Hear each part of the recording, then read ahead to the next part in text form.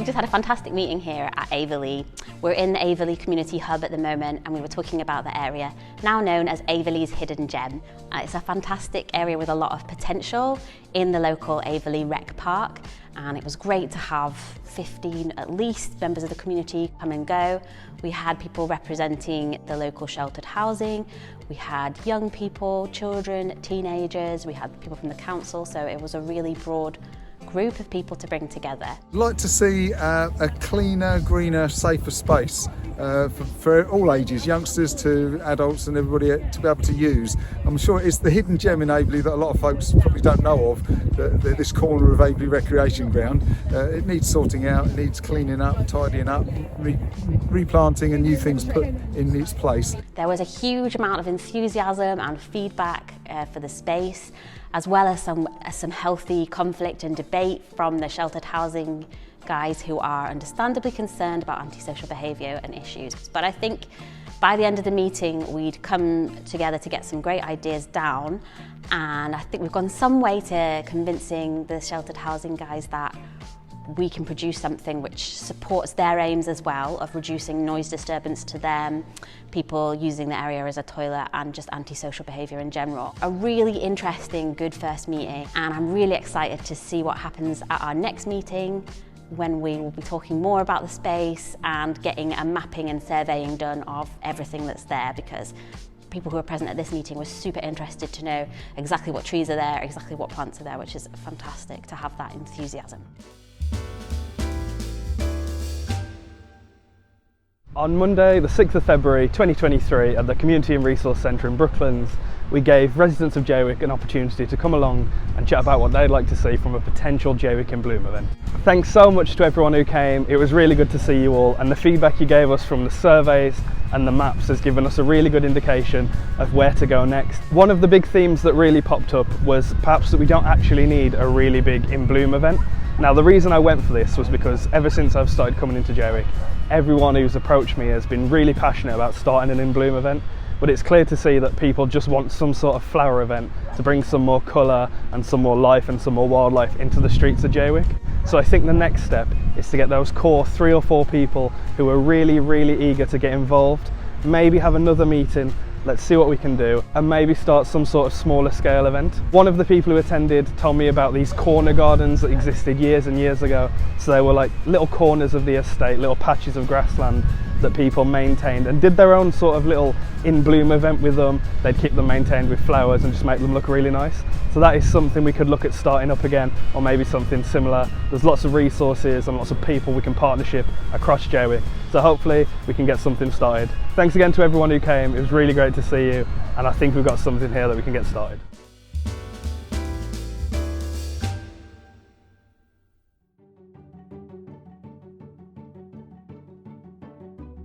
So today was a really exciting day because we got people together in Chadwell St Mary to talk about their local green space. Some people call it Chadwell Rec, some people call it Orset Heath. It's got a range of names, and that kind of reflects how it means different things to different people in the community. So it's a huge space. It's got woodlands to the left-hand side. It carries around a corner to an area, a beautiful area of long grass where birds nest on the ground. It's lovely to hear from local people. Wildlife photographer Rob Lay has got some gorgeous photos that he's taken of wildlife on that space, and the range of bird life is fantastic. So today we were getting everyone together to do a little walk around the heath, to refresh our memories of what it's like, and then to share ideas of how we could develop it and make it into a more successful space for people and for wildlife. It was lovely to see how many people were suggesting things that will support wildlife further, such as a pond on the site. We were talking about hedging to be added, nest boxes, and also things to kind of highlight the history and the beauty of the space that's sort of hidden at the moment. We've got some photos of recent nature, yes, real-time recent nature from Rob. The more it's used by the community, the more pride they've got in it, the more likely things will get reported, there'll be prevention of crime. Really pleased with how it went. Heard from lots of different people, and the next step really is to get more input from more people in the community, bring in more voices, more support, and see where people want to take it from there. Hello, I'm Adam from Essex Wildlife Trust. I was first shown this pond in Crossways Park here in Jaywick in late 2022, and it was really struggling. It wasn't in the best shape at all. But now, as I talk to you in mid-March of 2023, the pond is doing fantastic. Let's tell the story of Crossways Park and Crossways Pond. The first thing I noticed was that the pond was covered in this green layer. This is called duckweed, and it's really bad to have in ponds. Effectively, what it does is it stops the light from penetrating the surface of the water. So underneath the water, at the bottom of the pond, there'll be plants, and these plants need light to survive, to make oxygen. The oxygen that these plants make will help all the other animals, all the insects, and all the fish that would be in the pond. But this layer of weed that you can see there will stop the light penetrating and basically kill everything slowly that's underneath the surface of the water. The pond was also full of litter, from little bits like cans to huge trolleys and traffic cones, and just big bits of litter that have been dumped in there. I thought it would be good to sort of work together, get the wildlife back into the park. Obviously different organisations working together. Obviously I can get the manpower and bits and pieces, but I don't know too much about wildlife.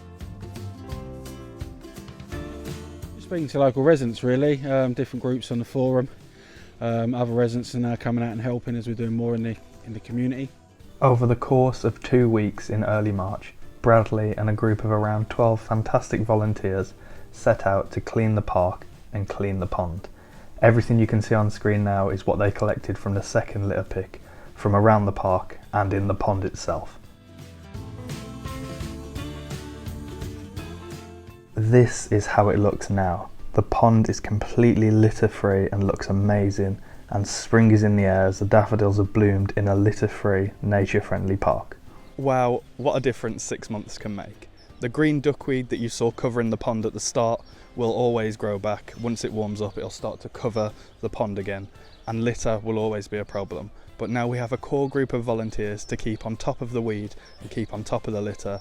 I think this pond here in Crossways Park, Jaywick, will be just fine. Next steps for Crossways Park is maybe put some bird boxes up, bat boxes up, working on a meadow, just trying to get more wildlife back into the area. This was made possible thanks to the Nextdoor Nature project.